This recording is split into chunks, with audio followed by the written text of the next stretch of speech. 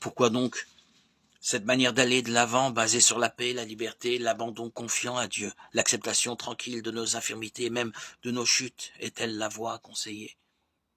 Pourquoi donc est-elle plus juste que cette recherche de la volonté de Dieu qui se fait dans la préoccupation, le désir tendu et inquiet de perfection, le regret? Parce que la seule véritable perfection est celle de l'amour.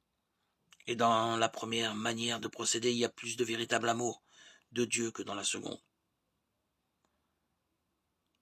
Quand nous ne savons pas quoi faire, interrogeons l'amour, c'est lui qui conseille le mieux. Le Seigneur nous appelle à la perfection. Soyez parfaits comme votre Père du ciel est parfait. Mais est plus parfait selon l'Évangile, non celui qui se comporte de manière irréprochable, mais celui qui aime davantage. La conduite donc la plus parfaite n'est pas celle qui correspond à l'image que nous nous faisons parfois de la perfection, comme étant un comportement impeccable, infaillible et sans bavure. Elle est celle où il y a le plus d'amour désintéressé de Dieu et le moins de recherche orgueilleuse de soi-même.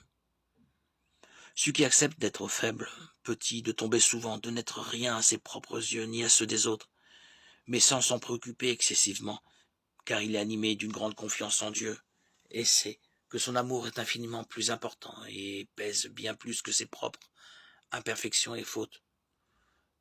Celui-là aime davantage que celui qui pousse la préoccupation de sa propre perfection jusqu'à l'inquiétude.